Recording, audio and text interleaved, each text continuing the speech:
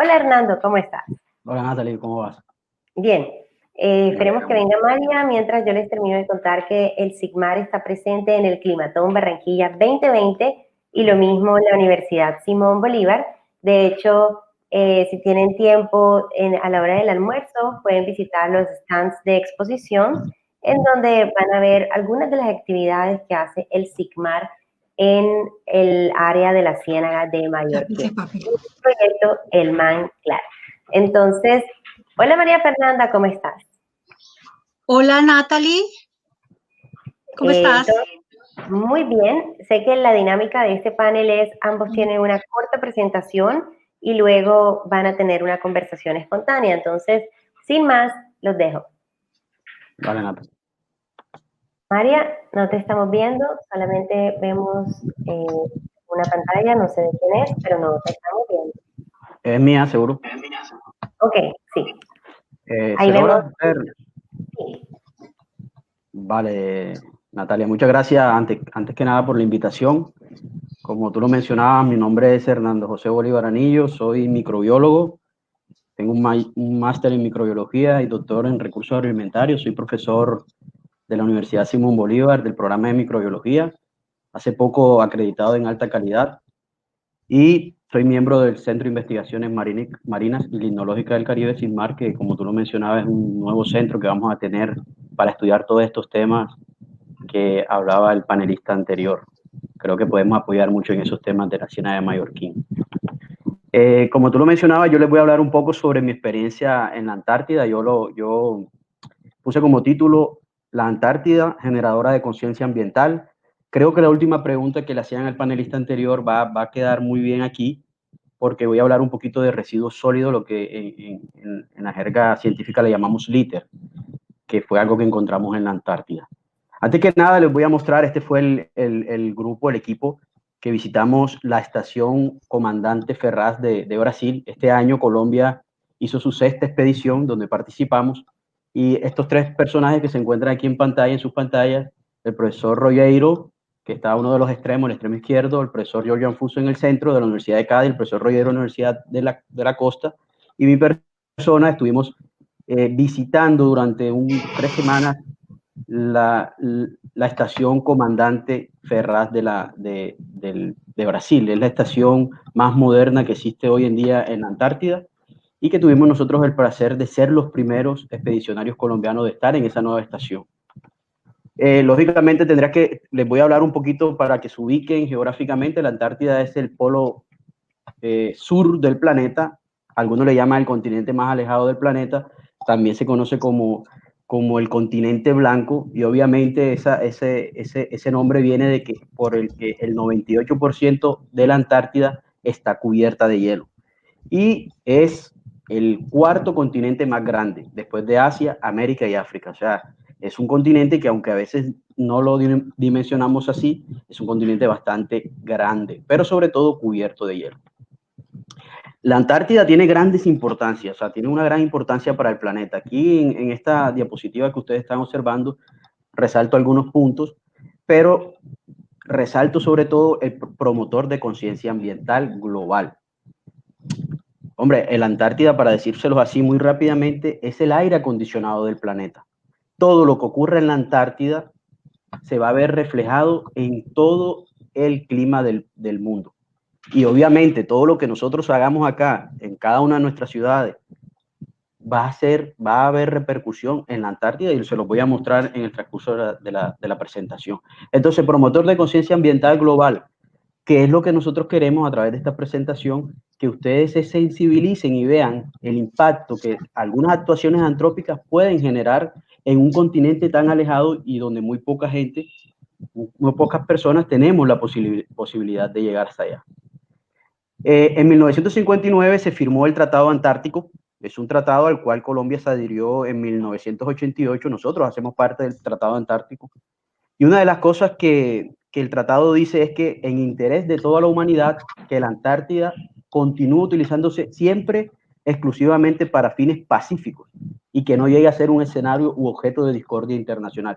Ese es un punto que yo siempre resalto en las presentaciones, porque la Antártida es un mundo ideal, es el mundo como debería funcionar normalmente. No hay distinción de nacionalidad, de raza, de sexo, de nada. Ya todos somos el mundo humano, por llamarlo así.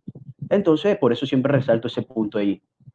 En la Antártida, estas son fotografías tomadas durante la expedición. A medida que voy pasando la diapositiva, van viendo unas fotografías que a uno lo sensibilizan, porque estos ambientes tan naturales es muy difícil encontrarlos en otro continente. Sin embargo, la Antártida tiene 75 estaciones de investigación. Esas son investigaciones que se van.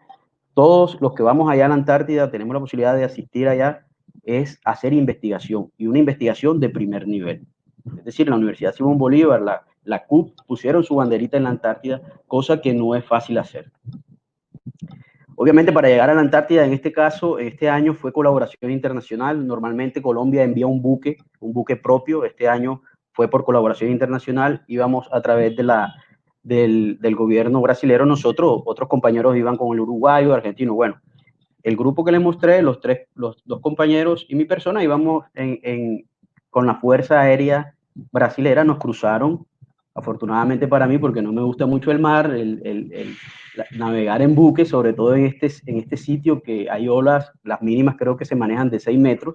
Entonces nos cruzaron un avión Hércules de la Fuerza Aérea Brasilera y llegamos aquí. Justo esta es la primera foto que yo me tomé cuando aterricé en el aeropuerto de la estación chilena, que es el que tiene ahí en la península antártica. Tiene un aeropuerto, ahí llegan todos los vuelos y luego cada quien se distribuye a los diferentes puntos de la Antártida con buque. En mi caso nos tuvimos que trasladar navegando 3 horas posterior al vuelo en el Hércules. Y esta foto yo creo que todos los que hemos ido a la Antártida la tenemos, porque la playa de esa estación anidan pingüinos y es una foto infaltable para los que hemos ido hasta la Antártida. Obviamente hacíamos salidas de campo con los compañeros. Los señores de la Armada de Brasil eran los que nos trasladaban a diferentes puntos de la Antártida, pero íbamos investigadores de diferentes nacionalidades. En este caso hay investigadores de Brasil y del Ecuador, cada uno haciendo una investigación específica sobre la Antártida que impactara la Antártida o que impactara el mundo. Esa es la idea de ir a la Antártida, hacer investigaciones que puedan impactar ya sea a la misma Antártida o al mundo. Esta es una foto ya cuando llegamos a sitios así que obviamente son fotos que quedan para la historia. Y en el recorrido de esas salidas de campo, que nosotros le llamamos así, los que estamos en el tema de investigación, nosotros nos dábamos cuenta que encontrábamos restos de basuras sólidas, plásticos, maderas, ¿verdad? Además de encontrarnos estas bellezas naturales, muchas especies que obviamente nosotros solamente veíamos por televisión, los famosos pingüinos, que quizás son uno de los animalitos que más nos gustan, ¿verdad? Una de las aves que más llama la atención, pero encontrábamos leones marinos, focas, aves, y obviamente el cuidado para la naturaleza es fundamental. Nosotros los expedicionarios es primordial comportarnos, así como decía el compañero Vives, el cambio de pensamiento cuando llegamos a la Antártida es necesario, que ya la naturaleza prima sobre el interés del ser humano. Pero obviamente veíamos cosas que para mí que contrastaban con eso. Ya veíamos cruceros en la Antártida, ya hay cruceros en la Antártida, y a mí se me hacía muy extraño que ya llegara el turismo a la península antártica, porque sabemos que si las personas que viajan a la Antártida no tienen una cultura de proteger la naturaleza, entonces se van a ver reflejados algunos daños ocasionados por esto. De eso que yo les comentaba, que salíamos y encontrábamos plástico, en un momento dijimos, oye, ¿por qué en lugar de hacer esta gran labor que es recoger basura de la Antártida, por qué no hacemos un levantamiento de datos y escribimos un artículo científico y le mostramos a la comunidad científica el estado en el que está la Antártida y a la población en general, para tomar medidas que conlleven a proteger este sitio que obviamente es el más natural que existe en el planeta, y por una razón, que es muy difícil acceder a él. Cuando hay mucho humano en el sitio, la cosa es complicada porque hay que crear cultura ecológica, lo que decía el compañero Vive en la presentación anterior, que es el reto que vamos a tener con la Ciénaga de Mallorquín aquí en Barranquilla.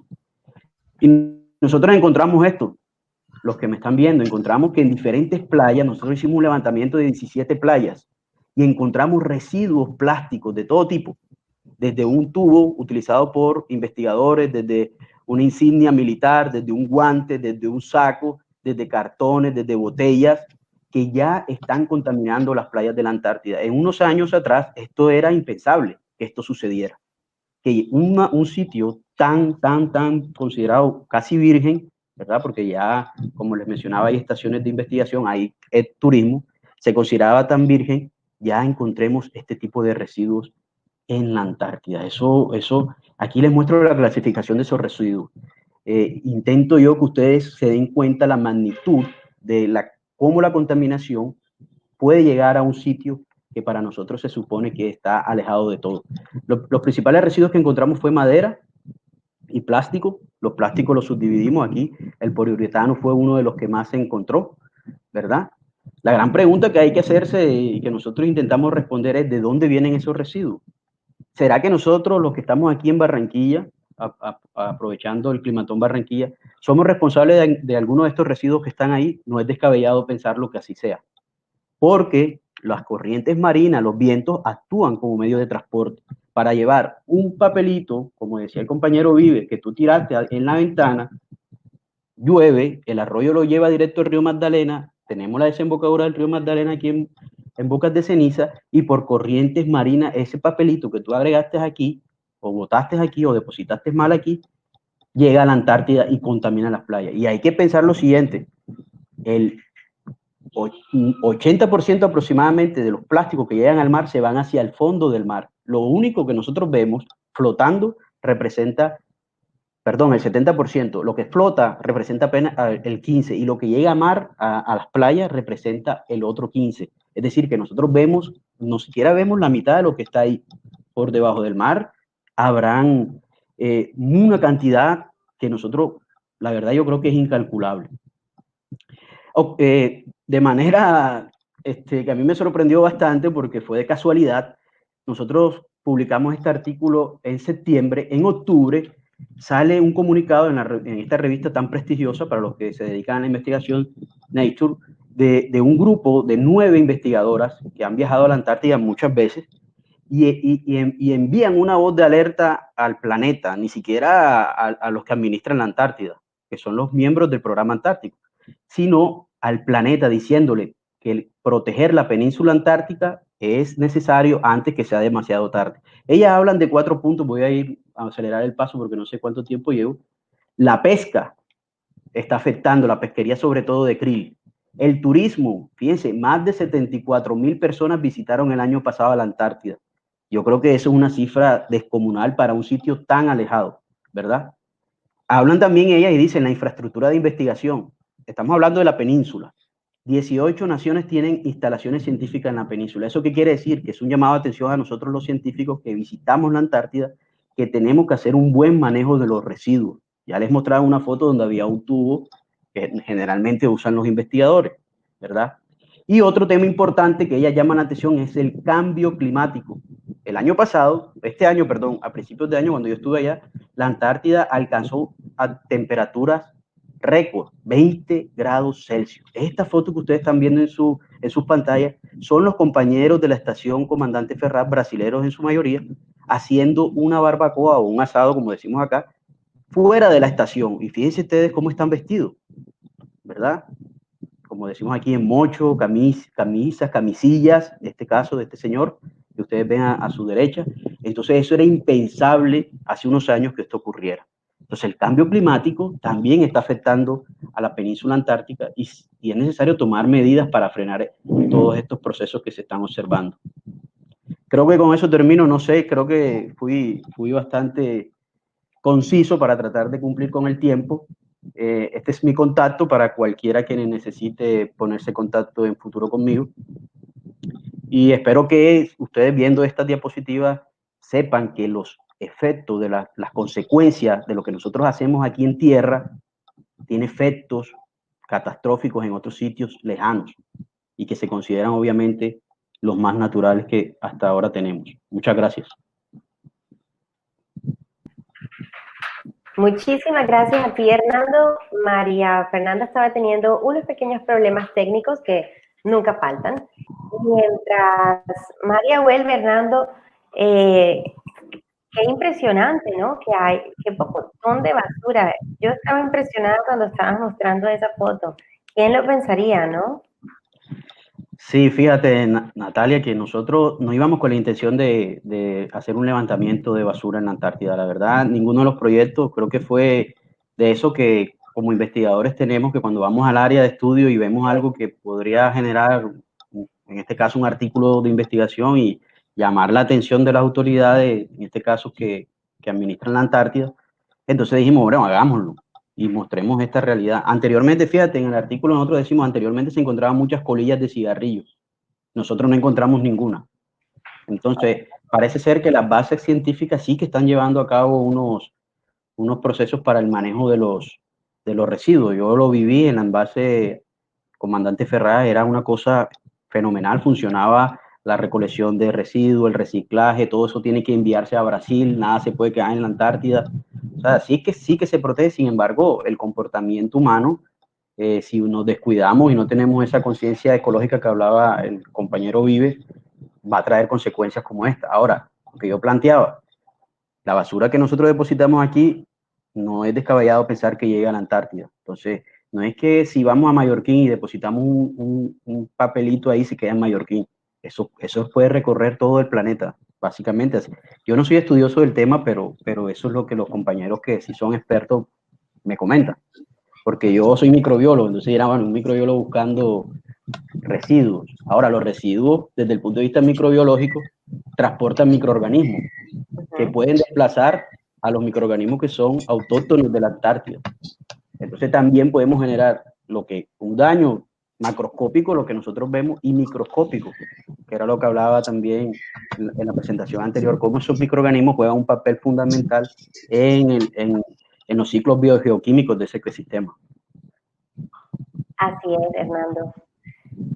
Veo que María está teniendo problemas, entonces se me ocurre que lo que podríamos hacer es, los que estén interesados en escuchar la charla de María Fernanda, por favor, a la hora del almuerzo, a las 12:45, te vamos a dar dos opciones, networking. Ok, María, a ver si estás de vuelta. Bueno, yo voy a empezar con esta presentación, primero agradeciendo al Climatón, no sé si me ven también físicamente, pero bueno, lo importante es que me escuchen. Y lo importante es cómo visibilizar este tema de los glaciares tropicales y su impacto por el cambio climático. Yo quiero simplemente como recordar que son los glaciares tropicales, lo que nosotros comúnmente llamamos nevados, ¿no? Son glaciares son ecosistemas bastante singulares de alta montaña, porque pues no es tan común ver, digamos, masas de hielo en pleno trópico, ¿no? Estos glaciares se forman porque se desarrollan a grandes alturas en donde la temperatura es relativamente baja y permite la acumulación de nieve. Y esta nieve con el tiempo se va densificando y va fluyendo hacia cotas más bajas hasta el momento que hay un derretimiento pues, del glaciar. Acá vemos, por ejemplo, el Pico Bolívar de la Sierra Nevada de Santa Marta y podemos, en los glaciares tropicales de este tipo, se puede ver básicamente un área de acumulación, también un área de ablación, que es donde se derrite el hielo, y una línea de nieve que limita estas dos áreas, ¿no? Los glaciares tropicales son bastante sensibles al cambio climático porque cualquier temperatura sostenida, aumento de temperatura sostenida, genera que la línea de nieve se desplace, reduciendo digamos, el área de acumulación, y por supuesto la mayor temperatura va a generar que la lengua del glaciar o el área de ablación se derrita. Cuando las pérdidas del glaciar son mayores que lo que se acumula, pues el glaciar está en problemas si esto es sostenido, y porque se genera un retroceso glaciar. Ese retroceso pues tiene varios efectos y es que primero áreas desprovistas de hielo tienen, digamos, albedos un poco más bajos y hay una reflexión solar más alta y adicionalmente las áreas de hielo y nieve que reflejan mucho más la energía solar pues se disminuyen generándose un efecto de calentamiento un poco aumentado, ¿no? Entonces, por eso estos glaciares son muy sensibles al cambio climático. Debo decir que los glaciares tropicales se encuentran en un 95% en la cordillera de los Andes, que es algo pues muy significativo y de riqueza natural para todos estos países que las tienen. Pero desafortunadamente se ha generado un retroceso acelerado en los últimos 40 años en todos los glaciares tropicales, en Bolivia, en Perú. Debo decir que Perú es el país que tiene más porcentaje de glaciares tropicales en los Andes, tiene aproximadamente un 70%, y los glaciares ecuatorianos también están disminuyendo su área, y finalmente pues los glaciares colombianos cuya un informe, un paper, el último paper que leí, establecía que de acuerdo con unas imágenes satelitales se había perdido el 36% de áreas glaciares solamente entre 1990 y el 2017. Pues hablando de Colombia, yo leí un informe del IDEAN que establecía que hace 50 años nosotros teníamos 360 kilómetros cuadrados de áreas glaciares distribuidos en 19 nevados. Lastimosamente hoy en día solamente hay 6 áreas glaciares en Colombia y con un área apenas de 37 kilómetros cuadrados de acuerdo a estimaciones del IDEAN. El IDEAN estima además que hay una pérdida promedio anual del 4%. En área, perdón. Pero ¿por qué son importantes los glaciares tropicales, no?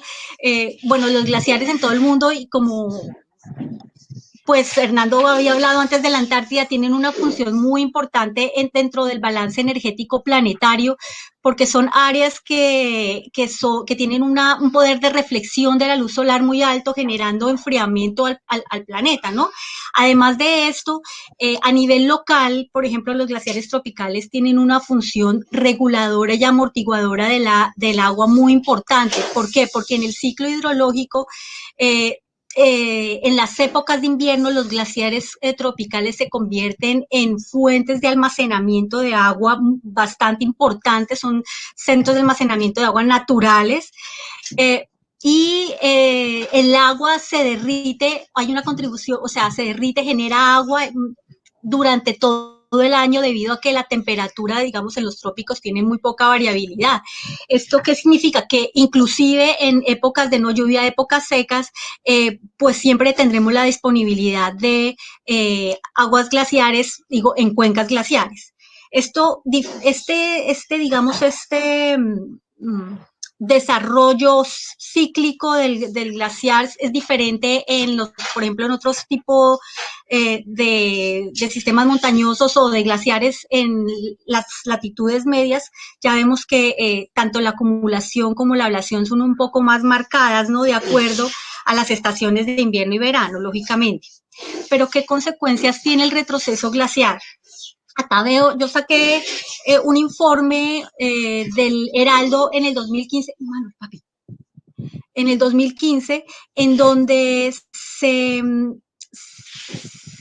presentaba, ¿no? Pues el problema drástico de disminución de aguas en todas las, en algunas cuencas de la Sierra Nevada de Santa Marta. Y puedo decir que la Sierra Nevada de Santa Marta, pues seguramente esto tendrá muchas causas, ¿no? Pero evidentemente los cambios hidrológicos generados del derretimiento glacial con certeza es una de ellas.